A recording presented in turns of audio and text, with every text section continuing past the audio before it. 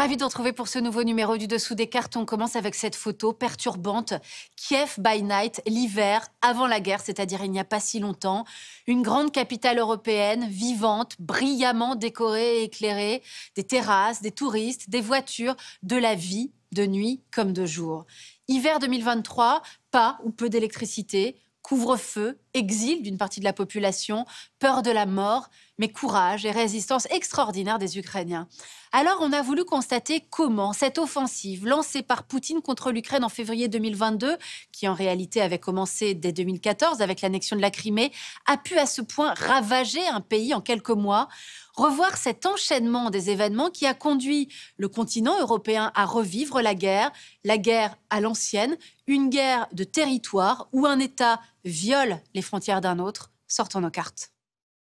L'Ukraine est ce pays écartelé entre deux grandes aires d'influence géopolitique, l'Union européenne à l'ouest et la Russie à l'est. Son territoire avant l'occupation russe comptait 600 000 km², un peu plus que celui de la France. De plus, l'Ukraine possède des terres noires, agricoles, parmi les plus fertiles au monde, et son sous-sol contient des minerais et du charbon dans la fameuse région du Donbass. Ses richesses, sa position géographique, ainsi que son accès à la mer Noire, qui borde le pays au sud, expliquent cette importance stratégique de l'Ukraine aux yeux du Kremlin. La guerre menée par Moscou depuis 2014 a amputé l'Ukraine d'une partie de son territoire, au sud et à l'est. Regardez, voici la situation en novembre 2022. L'Ukraine comptait 44 millions d'habitants avant la guerre. Plus de 7 millions d'entre eux ont fui leur pays depuis l'invasion russe de février 2022. Terre de brassage et de population, c'est une nation multi-ethnique où cohabitaient avant la guerre 77% d'habitants d'origine ukrainienne, 17% d'origine russe et de nombreuses minorités ethniques. Héritage de son passé, l'Ukraine est un pays largement bilingue. 2 tiers des habitants parlent l'ukrainien, 1 tiers le russe. Mais ces chiffres cachent une grande disparité régionale entre l'Ouest et le Centre, où 90% de la population parle ukrainien, et les régions à majorité russophone, le Donbass, la région d'Odessa et la péninsule de Crimée. Alors voyons à présent comment cette langue russe s'est établie en Ukraine. Le nom du pays, Ukraïna, signifie les confins en russe. En effet, à partir du milieu du XVIIe, l'Empire russe étend son emprise sur l'Ukraine jusqu'au Dniepr et même au-delà.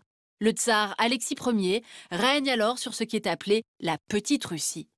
Au XVIIIe, Catherine de Russie étend l'Empire vers les rives de la mer Noire et vers l'ouest.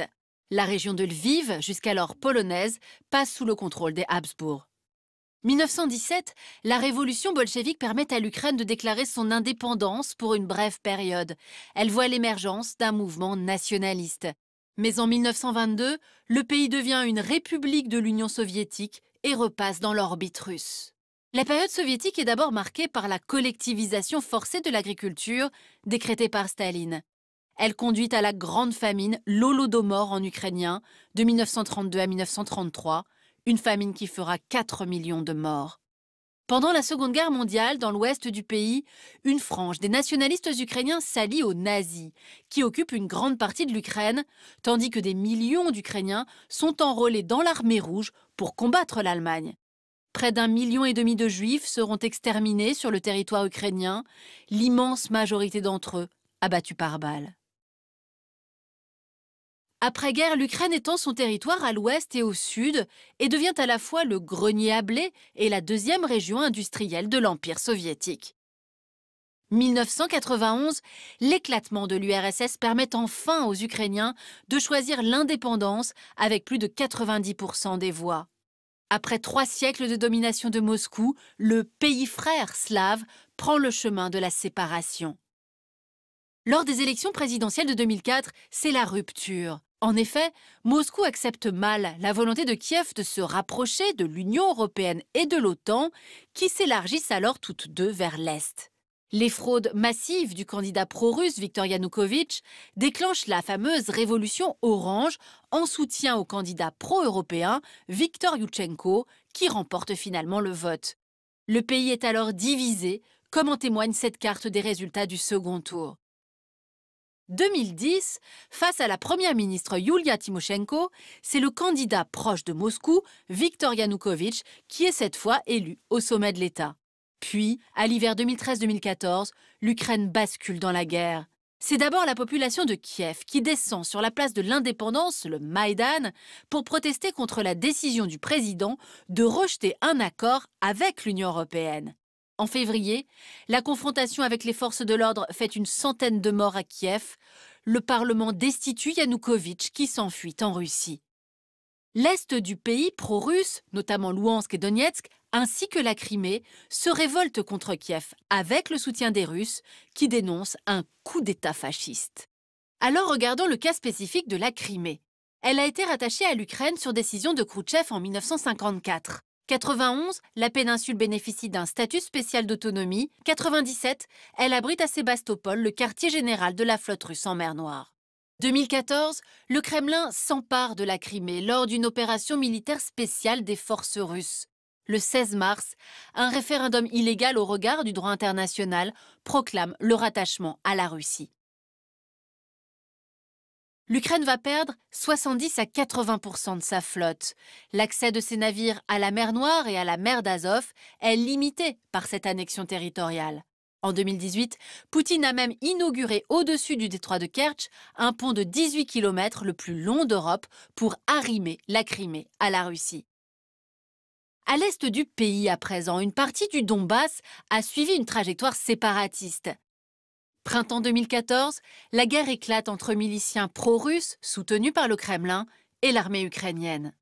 Mai 2014, la ligne de front longue de 427 km devient une nouvelle frontière de facto après que les républiques populaires de Louhansk et de Donetsk se sont proclamées indépendantes.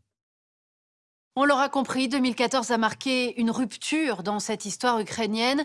L'agression russe, en effet, va cimenter le peuple ukrainien qui se tourne toujours plus vers le modèle démocratique et libéral des Européens et renforce son unité en se mobilisant contre l'envahisseur autour du président Zelensky.